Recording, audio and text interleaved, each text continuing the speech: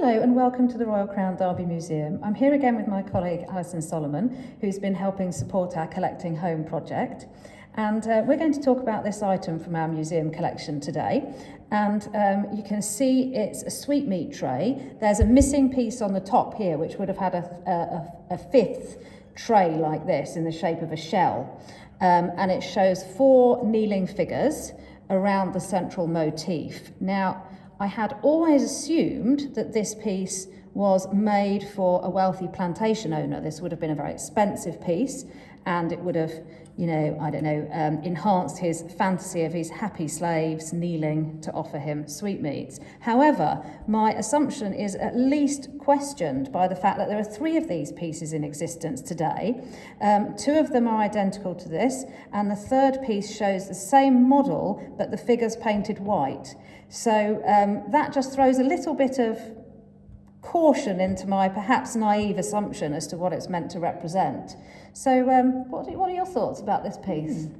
I mean, yeah, it's a beautiful piece. We'll start off with that, of course.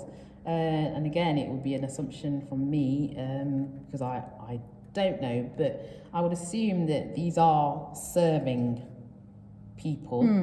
They are dressed quite similarly. They are dressed nicely, but not in any type of royalty or refinery. So I would assume that they are serving people. Yes, because we've got identical. We've got 2 matching figures back to back on each side, haven't we? One male, one female, I assume. Absolutely. And so therefore I'm going to have to go to the shells and what I think they mean. And I would say that the shells represent, that cornucopia of delight, of wonderfulness, of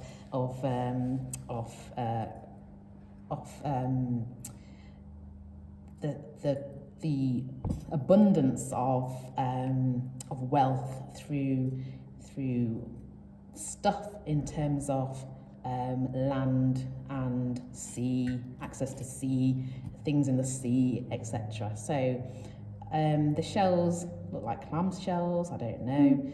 And then it takes me to the idea of the pearl, and what's inside a shell would be the object of a pearl. So it's the thing which is inside, I would say. That's what it's telling. What I feel is that the riches that are from these countries that were part of the empire.